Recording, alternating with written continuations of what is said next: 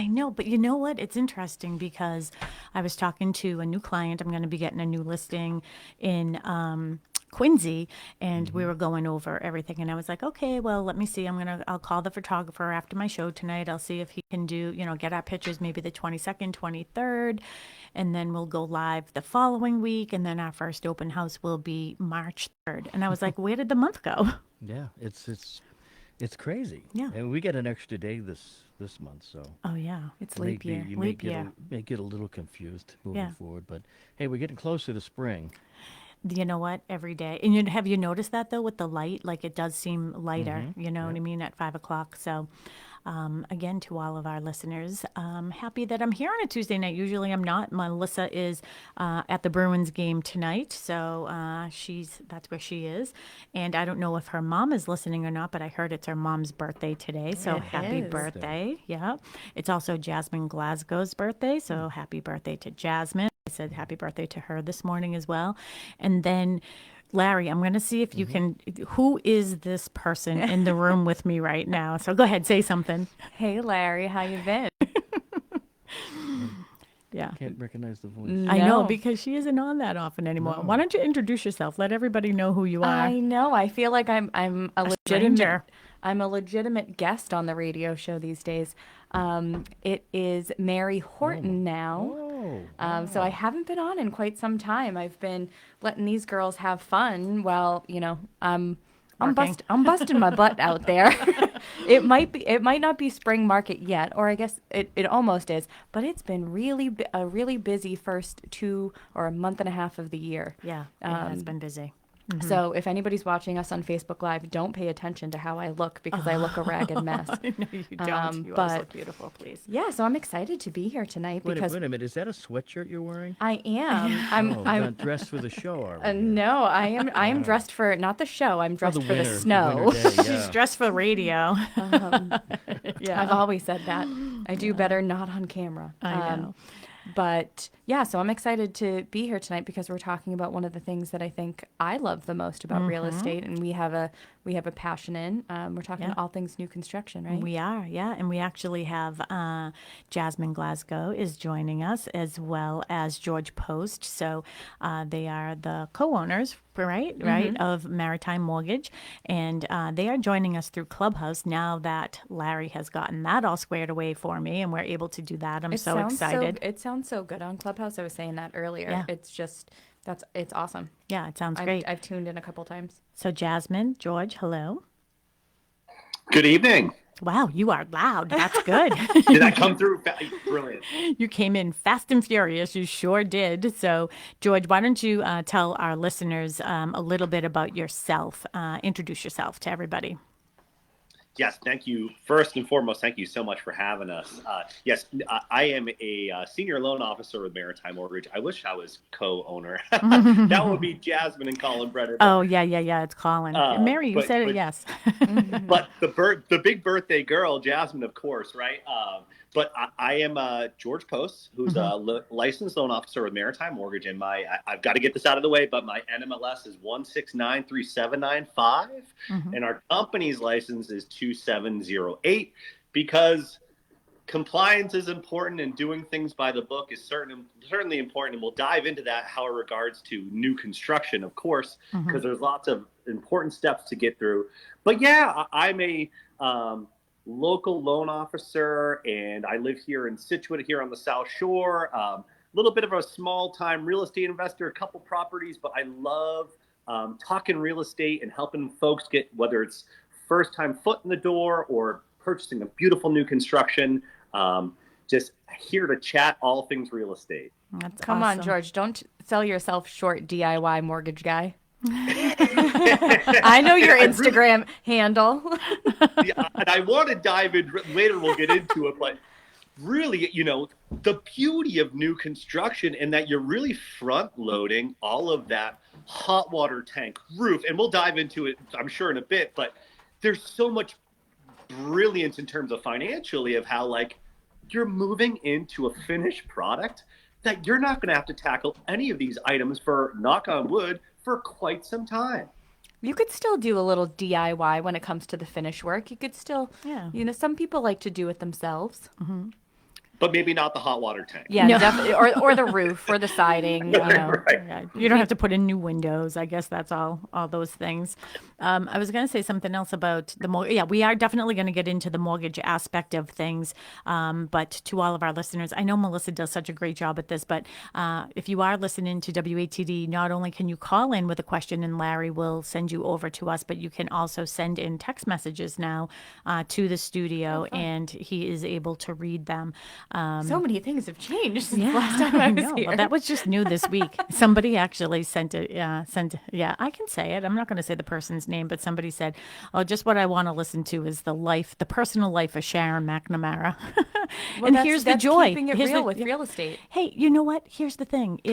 You know what? People will come up to me and ask me how my kids are because I like to let people know who I am. That's exactly why you do the show. Yeah, exactly. Who you are as a real estate professional, but you also have a life. Yeah, so I'm just going to move that a little closer. But the thing is here's the great thing about the radio. You can always change the channel. We don't want you to, but certainly if you can't stand the sound of my voice, you should. Yeah, we're not here to torture you. I know.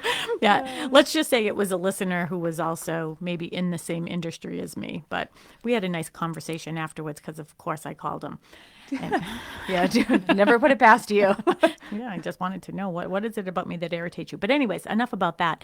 So you can call in and you can text 781-837-4900. You can also text me. My phone number is 781-294-4848. So feel free to do that as well. But we also are on Facebook, so you can see us Facebook Live if you go to Boston Connect Real Estate on Facebook. And we are also on Clubhouse. So welcome to all of our Clubhouse listeners. And we have a couple people who are up on stage with us, which is great. I know Jasmine, happy birthday. Are you there? I don't know if she's just listening and she just Probably is just listening. She's probably enjoying some birthday festivities and just wants she to. should be, yeah. wants to be a heart. Herman's probably saying, I wonder why she has like an AirPod in her ear while we're He's so enjoying dinner. used to it. Come on, by now. I heard there was a potential little Mohegan Sun, but there's a little wrinkle in the plans. But Oh, that's good. Well, that's what the snow does to you. Yeah, she's walking around with one earbud in, trying to hide it behind her hair. But Jasmine, happy birthday. We love you, of course. All right, so Mary, let's dig in. So new construction, and too, for our people in the audience. I don't know, George, if you're good at this, and maybe I can bring somebody else up too to help us as a moderator. If anybody has questions that they specifically have regarding this topic, I have been talking on Clubhouse that I'm happy to answer any of the questions that people may have regarding new construction. I will say that Mary is now the pro. You have taken the baton and you've taken off. So you definitely know all things new construction. So do you want to follow the agenda or what do you want to do? What are your main thoughts on new construction? Well, I think so. Something that always comes to mind when we talk about anything new construction is actually when we started. So Sharon's giving me a lot of kudos right now. But about 13 years ago, when I joined the office, we started at one of her developments in Pembroke. And I always say to people, I started my career learning new construction right off the bat. And it was completely different than everything that we do today. And I always say every builder is different, right? Every scenario is different, but new construction in itself is just a completely different beast than resale or residential real estate or your typical resale or used properties that you're selling. And had I not learned right off the bat that new construction or gotten that new construction bug, I think it would be very intimidated by it today. But now it's like second nature. Like the agents in the office will call me and they'll be like, Mary, what do I do in this situation? I'm like, ooh, I like to have the answer. Yeah. I like that. You do have all the answers. Well, I also want to mention, too, that we also have Scap, who is also, I just brought him up on stage on Clubhouse as well. And I asked him on Saturday if he would join us, too, because he is an appraiser. So, Scap, do you want to introduce yourself as well? Yeah, sorry, I had some technical difficulties there trying to get my earbuds in, so sorry. But yeah, I am a 20-year certified appraiser in the Atlanta, Georgia metro area. I'm also a loan officer now. Yay. Started a new company with that. So I'm tackling it from all sides. But yeah, just 20-year certified appraiser here in Atlanta. Pretty much know everything that I need to know, and hopefully I can add some value to all of you out there with the questions or on new construction and how appraisers see it.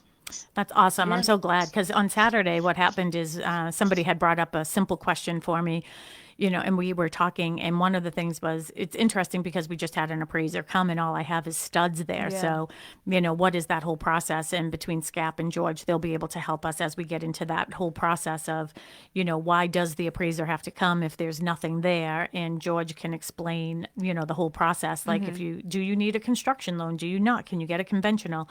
And we'll talk more about that. But Mary, why don't we talk about one of the things that comes up the most is, and what I'm working with a couple people now because we have 2 subdivisions. Yep. So do you want to talk about them a little bit first? Certainly. So we have Cochise Estates in West Bridgewater, which is a 92-unit community. So we have duplexes and single families. We've been there probably just about 2 years. Yep. And at this point, I would say, just about at halfway through the community, with the back half of the community almost under agreement and moving on. So we'll probably be out of there, if I'm guesstimating, within the next year and a half. And then we also have Cushing Trails, which is a 40-unit duplex community over here in Hanson. So between the two, it's kind of nice. Sharon and I, we both take one community and we get to bump people back and forth between the two, where Sharon is in the earlier stages. You're in the earlier stages of your community. You've opened in September. Yep. So you're in the process of getting models up there, but that's not stopping people from putting in reservations at this point. Yeah, I mean, they're seeing construction and they're like, okay, let's go. Yeah, they just have faith in it. And, that's the nice thing that we have is, we work for Stonebridge Homes. They market, they use us to market and do marketing sales with them. And it's nice because I can bump people over so they can see what a finished product looks like. But like you said, I mean, it was slow a little bit at first, and then suddenly, it was just the time of year and things like that. There wasn't really much to see. And even with it being in the state that it's in with just studs inside, we have what, 1, 2, 3, 4. We have 5, right? Yeah.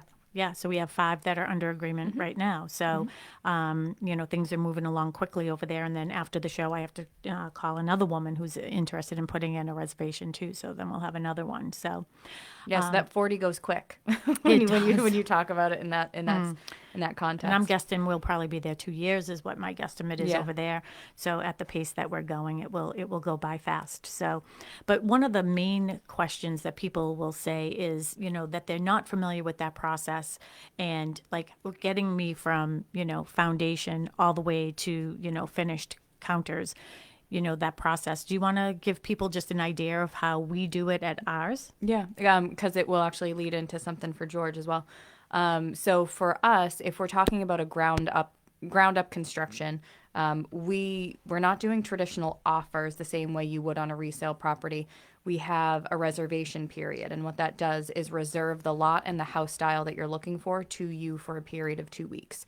Usually, and that's most builders. Most builders will allow you to reserve a unit with some type of refundable deposit, typically, as you're having conversations, whether it's design, customizations, whether you're talking about different options that you can feature in the house. That's your time to kind of, I call it the dating period, right?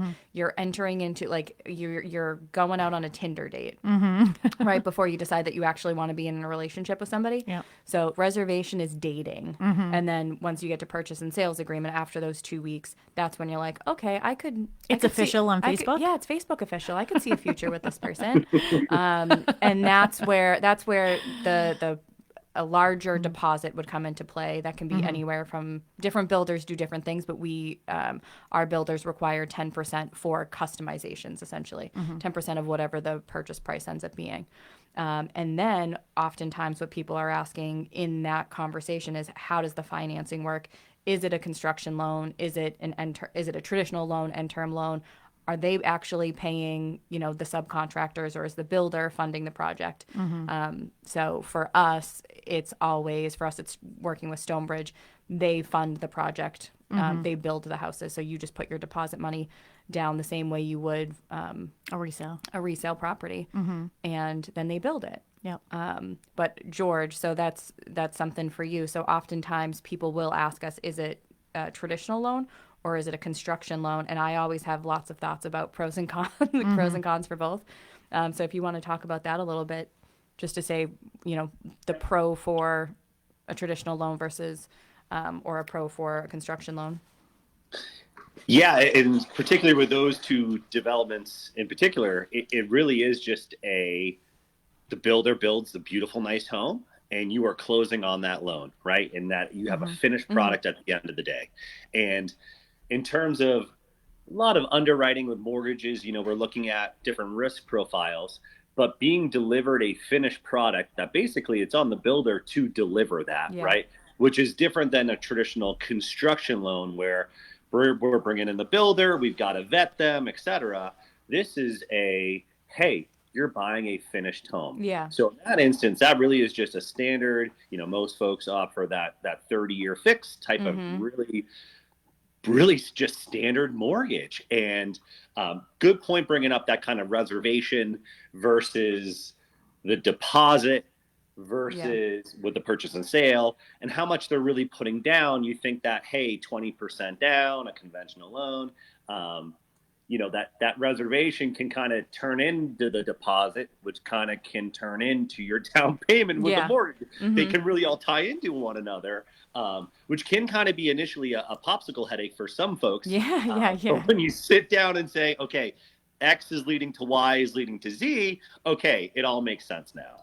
Yeah, for sure. I think a lot of people will confuse deposit and down payment, but oftentimes they can operate as one and the same with each other, right? Your deposit can be, depending on what your down payment is, can be your down payment, or you can add more funds and do a larger down payment, but it's not necessarily a deposit. So that's a whole other rabbit hole that we can go down. And I think too, just going for the standard type of loan versus a construction loan. One, I don't know what the differences are when it comes to rates or any of that, but the construction loan is sort of, isn't it more, all right, we're going to give you this amount of money now. When you get to this stage, we'll give you more.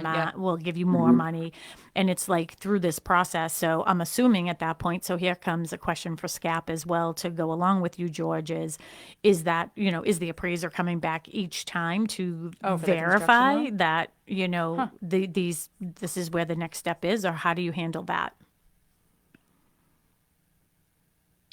Just SCAP, if you want to jump in. Yeah, so typically what happens is on new construction, the appraiser is going to get the plans and specs from the builder or from whoever is going to supply that. And they're going to do their initial appraisal off that and off those plans and specs. Now, things can change and things can change going forward, but that's why we do a final inspection at the end of the process. So we're going to do the initial process and say, okay, here's what we believe to be the opinion of value of the property as it's completed. So we're doing it as completed, and we're doing a hypothetical to say, okay, this is what it's going to be when it's completed. Once the project is completed, the appraiser is going to go back out there, and they're going to go and look at everything. They're going to make sure that everything's in check. They're going to look and remeasure the home. They're going to redo everything to make sure all these things are done properly and that the home is actually finished, because we have to sign off at the end of the day on that final inspection saying, yes, everything in that plan and specs and budget and everything is actually completed. So we're not going out there every step of the way if things change. We're just going to do it off the initial, and then we're going to go back out there to verify that everything has been completed. And what do you do for situations where, like we're in New England, where, the lawn can't be completed, the landscaping isn't completed, we don't have the final coat on the driveway? How are you handling that with your final inspection? Are you just documenting that those things aren't completed yet? We will document it, but again, at the end of the day, it's going to be up to the lender to decide how they want to proceed with that, because it depends on where you are. I mean, obviously, down here in Georgia, things can get done that way. You can put down sod, you can get things completed. We're really looking at the home. Certain programs like FHA, USDA, they require certain things. So they do require that, okay, the lawn's in place, this is in place, this is in place, and you'll see that a lot of builders, they'll get that in place. It may not be, permanent. They may have to go and redo it at the end of the day, but it's there as a final product. Whereas conventional, most of the time, they're not worried about the lawn. They're not worried about that. But it's also going to come down to what the lender actually requires and what program you're actually going to be involved in when you're getting your financing. Perfect. And George, so when it comes to the construction loan and those steps that, like, when are you handing out the money? Like, who's verifying that step one is done so you can give more money for step two to be started? And are they paying they paying the subs directly, the builder? Like, how does that all work? I'm not familiar with it because we don't do it that way. Yeah, that would be more for like a straightforward construction loan that's coming in draws, right? So the foundation's poured, they get a fifth of the project, they come back and re-inspect, and it's basically different consultants, sometimes a HUD consultant that will come out and ensure that what has been done has been complete, and then they basically get a draw. So it's really a process, whereas the projects you guys are involved with, it's a little bit cleaner because you're really coming to that end result. And really important to note too, how Scott brought up too about that initial plans and specs, where, you can come and get an appraisal basically about what's going to be completed, right? And even though there's not a house there, right?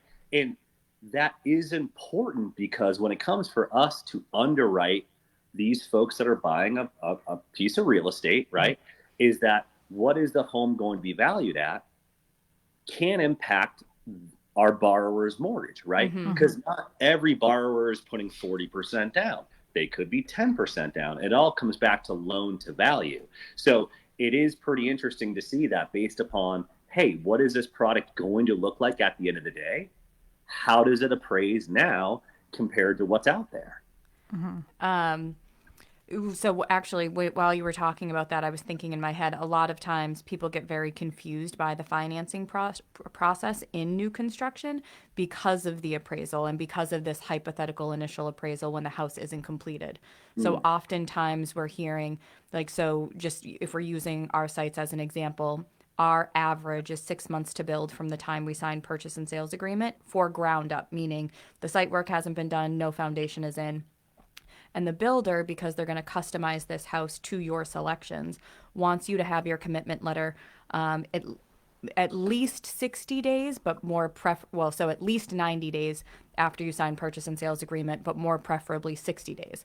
And oftentimes I have buyers and buyers agents that come back to us and say, well, how am I expected to have a commitment letter from my bank, from my lender, when the product hasn't been completed, when the unit isn't done? Because, at 60 or 90 days, we might only be at framing. We might only be at roughing.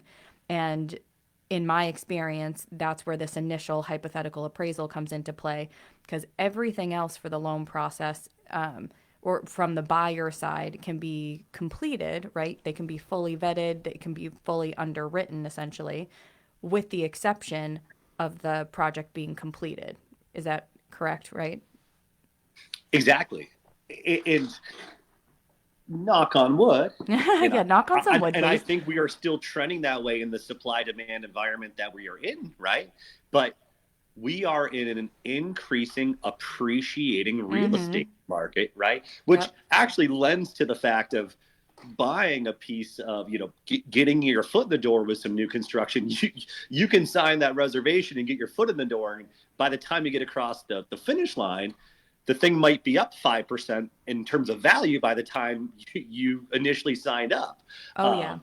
And we're experiencing that in our communities right now, just as an FYI. Which is fabulous, but it goes back to, well, what if we're in a declining valuation market? And well, when is that really going to happen, George? I mean, seriously. Especially around here, exactly. No. But that's it. The value of the piece of real estate that you're buying is a piece of the puzzle that gives you the mortgage commitment, right? So, and like you mentioned, these projects take time. So that piece of the puzzle, we can't wait until 2 weeks before closing to determine that piece of the puzzle. Yep, exactly. And the reason it's so important for the builders, right, to have that conditional commitment and for the buyers to be fully approved and underwritten and a conditional commitment subject to their portion, their performance, Why it's important is because they've essentially built this house, customized it to you, and then if you don't have that commitment letter until, to George's point, 2 weeks before closing, and something happens, they are left with a product that they customize to you to then try and resell to somebody else.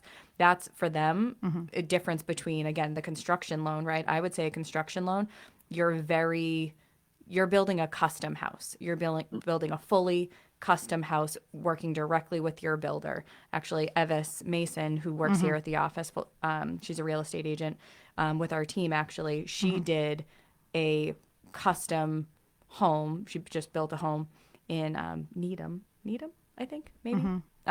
Anyways, she was working directly with the builder, whereas here I call us semi-custom builders.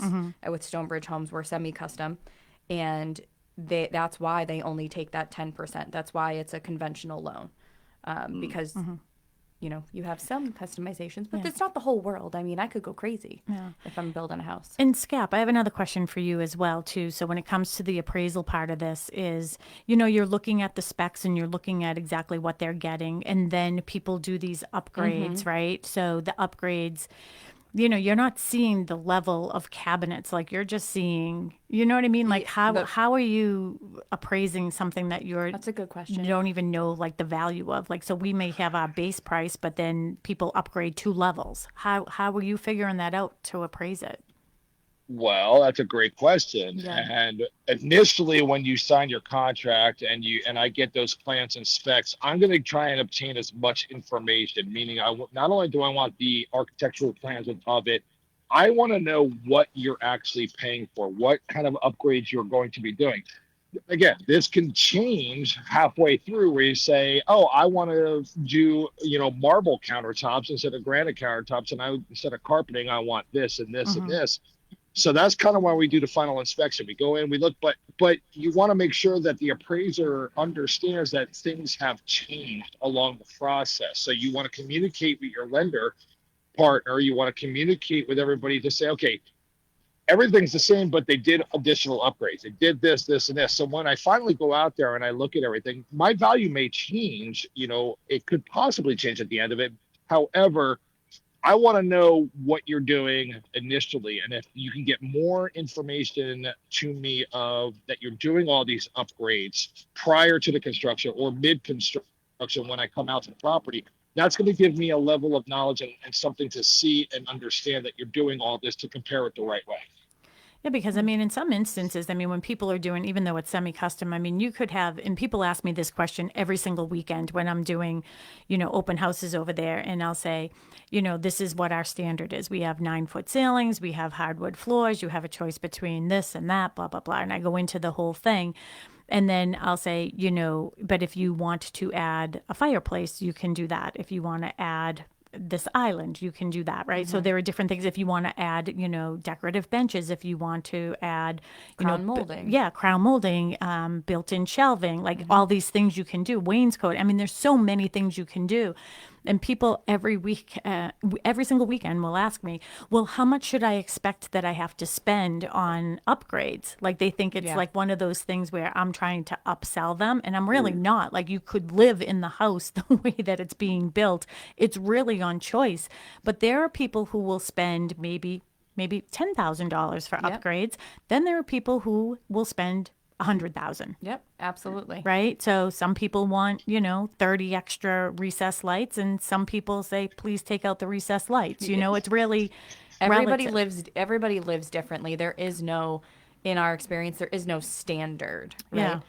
So what Sharon and I have developed over our time working with the builder, we have lists of what we feel people will commonly upgrade across different sites to try and help guide people, because it is such a hard thing to pin down, the upgrades aspect of everything. It all comes to taste, and we did that show on Saturday. It was about the 5 senses, and we couldn't come up with anything for taste, but this is it, this right? Is taste. It's your taste. It's what you want and what you need. Yeah. But again, I always worry, like the appraisal portion of it, it's like, okay, if somebody wants to upgrade and do $10,000 over our base price, all right, that's probably easy to figure out. But Scap, what do we do when someone wants to add $100,000 worth of upgrades? Well, that's a great question again. You guys are killing with the Thank questions, you. but no, you really are. But you have to remember, cost doesn't equate to value. Yes. So you have to remember that.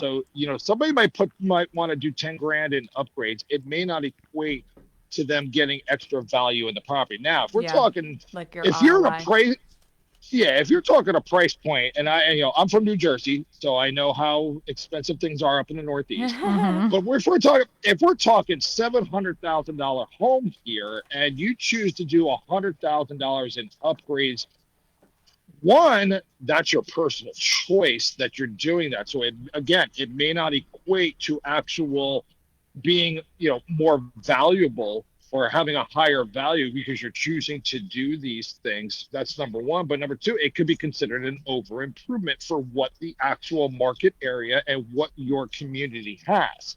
So you kind of got to look at it as this is the standard for the community. This is what's going on. And these are a lot of the upgrades that we offer and do. Now, if you have somebody that comes in and says, well, I want to make this the magical palace, in this community, well, that could be considered an over improvement where, okay, you spent all this money, but it's kind of your choice to do all of that. And you spent that money on that, but it's not similar or close to similar to what's going on in the market area. Mm-hmm. And I wonder if that's why some builders and some, developers will require you to pay for your upgrades in advance. So it doesn't fall or non-refundable. Non-refundable, so it doesn't show up on the purchase and sales agreement, and you don't have to worry about it that way. George, have you encountered any of this with some of your new construction? We have, yeah. And well, at least not in terms of low appraisals or anything like that, but those bells and whistles, right? Because like Scap points out, does it necessarily equate for you put $1 in, do you get $1.50 out in terms of value? And it can just be, hey, this is our taste, right? Yeah. And at the end of the day, a $700K house with $50K worth of your taste doesn't mean it's now worth $750, or is it still $7? Yeah, as Scap was talking, and he said, and I wrote it down, it says, cost doesn't equate to value. And I was thinking in my head, it's only valuable to you, really. I mean, Right. that's where the value is, I mean, it'll come down to any even resale property when you're talking about ROI. I mean, when we go into do a CMA, most people will say, okay, well, do you think I should do X, Y, and Z? Do you think I should renovate the bathroom? Should I redo No. the floor? Should I paint the walls? And it's like, okay, well, what is going to get you the most amount of money? If you're going to do anything, Yeah. number one, usually bathrooms and kitchens. It's not necessarily the pretty finish work that everybody kind of looks like on HGTV. And think about when we're talking about when we're talking about resale value, is that resale on properties as well. And, when we're getting, like we just put one of the people who are buying down there, we put their house on the market, and then we got multiple offers that were over asking. And I always think of that over asking is, I always tell people, price your house according to the condition that it's in. Stay within the range that I'm saying this is a good suggested price range for you. But then if you get offers that are over that price, that's called emotional value to me. And it's almost the same thing with these, upgrades that people are doing. It's like, I'm going to upgrade $100,000 because I really want it. So it's emotional value to them as the buyer. So. All right. So to all of our WATD listeners, I almost forgot I was so deep into this conversation. You are listening to Talk Real Estate Roundtable. I am Sharon McNamara, the broker owner of Boston Connect Real Estate, which is the sponsor of our show here, Talk Real Estate Roundtable, along with the McNamara Horton Group. And I am here finally with my other side of my group. Actually, this is the first time since I know. we rebranded, we changed our name that I've been on. I've been waiting for you to change that last name of yours. So there you it's go. official. It's official. I remember when you and Sam were Facebook official, and I got you guys a cake. Yeah, I think a lot of people thought it was a pregnancy announcement. Yeah, I know. Because it said It's official. It was in blue writing that said it's official. Yeah. I was like, oopsie, but it was Facebook official. we'll do that when the pregnancy announcement comes along. So I know that we have a couple people that are up on stage with us, and then there are a couple that are down below in Clubhouse. If anybody does have a question, feel free to raise your hand, and I will. Sharon? Yeah. We do have a text question Oh, in okay. the studio here. Okay. It's from Janison Carver. Okay. And she's asking, when does the seller need a new realtor if the listing isn't selling? Oh, That's really touchy. That's a tough one. Yeah. So I guess it really is depending. So this is what I would always suggest to somebody. If you have your home listed and it isn't selling, generally, I will say it comes down to price. I mean, if your price isn't, lining up with what the condition is and the location is, the market right now is wonderful. So there really shouldn't be a reason why it isn't selling. And I think he said she was from Carver, right? I know that one of our agents in the office, Tracy Grady, and her husband, Jim Grady, full-time real estate agents here at Boston Connect Real Estate, they had a development in Carver that sold in about an eye blink. Yes. So Carver is, very, very desirable, for a lot of people. If it isn't selling, I would, strongly recommend that you're looking at the price and the condition, make sure it's matching up. And, this is the best advice that I can give you is to have a conversation with your agent. That's what I was going to say. You have to be able to have transparent conversations. They might be tough ones to hear. Sometimes you might have a tough opinion and they might give you one back, but ultimately that's the service that you're asking to be provided to you is honesty. So hopefully by having that conversation, you can get some honest feedback and figure out a way to move forward. Yeah. And, it's hard because you're under contract, so I can't even give you advice, and that is advice. And I'm only giving it to you through this radio show. I'm not trying to manipulate you to do one thing or another. So I just want to be very clear about that because there is another agent on the other side, and I do consider other agents, doesn't matter what color logo they wear, we're all colleagues. But I would definitely, and I think her name was Janice, I would definitely start there, Janice, and just have that conversation with your agent and just say, I'm a little disappointed that we haven't gotten any offers yet, or maybe you have gotten offers and you haven't accepted them. I don't know that because we're not having back and forth dialogue here. But certainly just sit down and say, can you please give me some suggestions of why you think this isn't selling? What can we do to, make it more marketable? And if you can't come to terms with each other, you can ask if the contract can be canceled or not. I mean, that's the reality. That's the reality of it. And I agree with you, Mary. As professional real estate agents, sometimes we have to give advice that isn't easy to receive, but it's what our job is. Like people sometimes maybe, and I don't know your agent, I don't even want to know where your house is, to be quite honest right now, maybe they're just, afraid to say, hey, your house, I'm just going to use this as an example. Hey, your house really, the feedback we're getting is that it, it smells like dogs and cats and things like that. Maybe that's some of the feedback that she's getting. She should be getting feedback if she's getting showings, or he, but just really look deep into those. Absolutely. I think it's all about transparency and honesty. If you can have those tough conversations, it's not abandon ship just because you're not getting the results that you want immediately. It's okay. You've entered into this contract with somebody, so let's figure out how we make it work. Yeah. And I'll be honest, I mean, we've been, I've been in this industry for 21 years. I opened Boston Connect in 2010. You started as my assistant when you were a little baby at 21, and now you're 34, 35. Yeah, 34. 34, okay.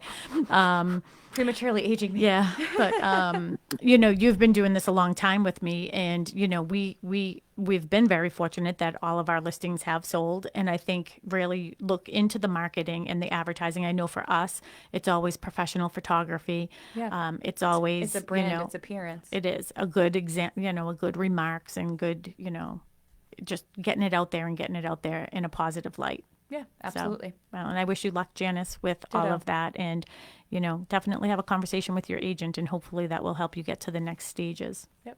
Okay. All right. Where were we? Well, so we haven't really we actually dove in kind of headfirst into the financing aspect of new construction financing and appraisals. And I think that's probably the more complicated aspect, right? So if we scared anybody away, there's so many really awesome parts about new construction that we haven't really gotten to touch upon just yet. Some pros being that you're building this brand new house and fully customizing it to you. So let's not be fearful of those upgrades. Let's, we call it building the dream house. Everybody's main instinct is to, well, I'm building it, I might as well do it now. Sometimes you don't have to do those things, which is where I was saying, George, earlier. You can still DIY some stuff. Just get the stuff that's really, really hard to do done now. Like, hardwood stairs, doing those after the fact can be pretty extensive, but doing it with the builder is much more affordable in our experience. And doing, a lot of people will bring up doing the basement and things like that. Yep. So I think that there's, maybe you financially, that's actually another good SCAP question too. And George, when people want to add on that basement and they want to finish that basement, I'd love to have that topic. I can't believe we only have 6 minutes left. Let me finish my thought on that before we go to them though. But with that, when people do ask us about finishing the basement, I did some math out for a woman yesterday that I'm helping, and I'm going to be talking to her after the show as well. And, she was looking between 2 units, and she said, well, I think I like the smaller unit at $570, and then I'll finish the basement. And then I was like, well, I really think that this, the other model at $630 would work better for you. I said, I know it sounds like an upsell, but you're telling me you need more square footage, and now you're going to, and I did out the math of how much it would cost. I was like, for that additional 700, 800 square feet, that you're putting in the basement, it's going to cost you about $62,000. Okay, if you do it directly with the builder. If you buy the other house with the square footage already, it's $60,000. So there, I just saved you, and the square footage is above grade. Yeah, 100%. Yeah, so, I completely agree with you, but I'm interested to see what SCAP and George have to say. SCAP, George, what do you have to say about finishing the basement when you're doing new construction? Scap, I'll let you dive into that below grade valuation, because that is a sticking point, and I'll let you jump right in there. Thanks, George. I really appreciate you throwing me under the bus here. That's awesome. But anyhow, and I'm of the mindset that usable square footage, that if a family's going to use that space, in my mind, it's space, right? But explain for the people. I completely agree with you, but there's a couple things out there, especially in the appraisal process. Fannie Mae, Freddie Mac, your big lenders out there, they basically came out and basically said that they're adopting what's called ANSI standards. ANSI standards basically says that if one part of the house is below grade, it's all below grade. So think about having a house that you're driving up the road, and it's you got the stoop there to the front door, and it slopes down to the back, and you can walk out your basement. Yes, that's your basement. And here's something that a lot of people don't understand. It's cheaper to actually pour concrete for a basement than it is to build your first floor and second floor with all the lumber costs, roof, everything else that goes into it. Wow. So basements, when you take everything out of the way, if you just look at 3 houses in a row and just picture this, you have house number 1 on the left side, and it's got a completely unfinished basement. House number 2 decided, well, I'm going to finish off half my basement and leave the other half unfinished. And then house number 3 completely finished their basement. Driving by all 3 of those houses, one thing. You know that the first floor and second floor are exactly the same. You know that they're finished off. You know that those have the standards of the builder, or even on a resale, those houses have finished square footage. Anybody can finish off a basement any way they want. Typically, you'll see out there that a lot of basements aren't finished to the standards of the house. So if your house has recessed lighting and drywall on the ceiling on the first and second floor, you go down to the basement, and what do they got? Shag carpeting from the 70s and a drop ceiling. Okay? Because that's the way they chose to finish it off. Mm-hmm. Some people have chose to put in a bathroom. They may put in 3 bedrooms. They may put in a rec room or a theater. You can finish off your basement any way you want. However, the first and second floor of that house are going to be finished to the standards of the community, finished to the standards of what the market is out there. So basements are always valued separately. Now, when it comes to evaluating a basement, it depends on a couple factors. One, the quality of the finishes. 2, how much is finished of it. 3 is, what are the items that they decided to put down in those basements. Now, a lot of basements don't have ingress egress for actual bedrooms, or don't have windows. It's just a solid concrete, walls, and then they just put up some walls and they say, here's a bedroom, my teenage son, go live in it, get away from me being upstairs. Yep. That's your area now. Does that constitute a bedroom? No, it doesn't, because it doesn't have ingress egress. So you have to look at these factors and understand that a basement is a basement regardless of what you do down there, but it will add value. The more you finish it, the better it's going to be for you. It's going to add more value. The quality of the finishes are going to add more value. But here's the most important thing to remember. The market is what's going to determine Dictate. how much that basement is worth. Emotional Okay, value. so you got to, you That's just what I was can't thinking. you can't throw a theater room down there with all the bells and whistles and automatically think that my basement's better than my next door neighbor's Our basement. time. I know. And Scap, you know what? You're leading us out. We're here at 7:00. So maybe next week we can continue this conversation. Mary, can you join me? We'll talk more things, new construction. Well, we'll figure it out. Maybe she can join me on Saturday. But thank you, you guys. My music is rolling us out, so I don't want to get in trouble. You can find me on bostonconnect.com. I can get you the information for all of our great guests that we had here with us, Scap and George. Thank you so much for joining me today. Mary, thanks for being with me. Larry, for thank you having so me. much. And we will see you Saturday morning at 8 a.m., 8 to 9. I hope you can join us. Bye, Larry. Bye, everybody. Thanks, everybody. Sorry I had to shut you guys off on Clubhouse. The South Shore's first choice for live team coverage of breaking Does it news, automatically emergency disconnect? traffic, and severe weather. Here, I can get them off of there. Can you guys hear? Hey, Clubhouse, can you still hear? Oh, absolutely. Oh, yeah, I can hear. Okay, sorry about that. funny. So we have like this clock in there, and they are like so official because they have to do the news at the top of the hour. So they like just shut us off. So we could hear that music. But thank you so much for all of your insight and everything. I wish that we had 2 hours today to really dive in. We mostly talked about appraisals and, and mortgages. I think it's the scariest part for people with new construction. Especially, I mean, we didn't even touch on interest rates. What happens when you're trying to lock in an interest rate and purchase a new construction property? You know, there's so many kind of different nuances to it. Yeah. We should have just done mortgages Just and mortgages. mortgage appraisals. I know. But you guys did awesome. Thank you so much for joining us tonight. And then Mary, when can you can't do next Tuesday? No, so I'm actually meeting here. I'll be here, but I have a buyer meeting. Oh, you do? Yeah, at 6 Okay. o'clock. All right. Well, maybe I can still do it. If I have some guests with me, I can certainly do it, and I don't have to worry about being solo. Or I can do it with Melissa, and we can continue the topic. But thank you, you guys. Did you have any questions or comments for us? Thanks for having us.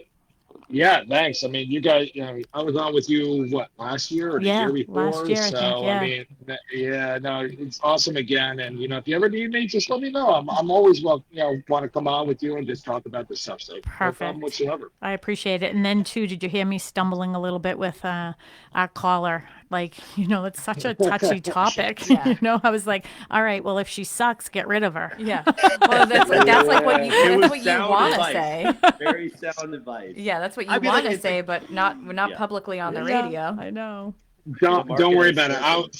I was so ready to just chime in and be like, yeah, get your own private appraisal done and then bring it to her and be like, here it is. Well, you should have said that. That would have been a really good idea, actually. Yeah. But, sometimes agents are nervous, like they're not confident enough in themselves to give information and to have those difficult conversations. And this is what happens when you let the seller initially give you the price where the house Yeah. should be listed. You Right. know, you have Yep. to learn to walk away from it. If it's not going to sell, it's not going to sell for anybody, right? Yeah, it can be a tough one to navigate. So Yeah. hopefully they're able to have a conversation. But the Yeah. worst thing that we find a lot of sellers do is just shut down and say, nope, I'm all set. Yeah, Yep. I know. So hopefully she doesn't do that unless she sucks. I mean, I feel like we could do a whole show on emotional value in terms Yeah. of. oh, I have 100%. another client who's in. I mean, they came in hot and heavy because the in-laws are around the corner. Like, Yeah. there's just you don't know the motivation. Yeah. It, Mm-hmm. Everybody's motivation is different. Right. I have been doing, since I took my appraisal business before I got into the lending business with George. I'm going to friend you because I want to hit you up and ask you some questions and stuff. Since Love I'm it. starting to learn this a little bit more, I'd love to learn more from somebody else other than my partner, who's business partner, who's been in for 20 years. I just want to learn more. But I actually was telling a lot of people during the height of COVID and when people were overpaying, and then after COVID got done and people were listing their houses 50, 100 grand over and thinking they can get this. I kept calling it that I was giving them emotional, what was it? It was unrealistic expectation therapy is what I was giving them as my appraisal assignments. So I was helping out agents going, yeah, here's my unrealistic expectations therapy treatment for you to bring to your sellers and tell them where they're at right now, because appraisers and nobody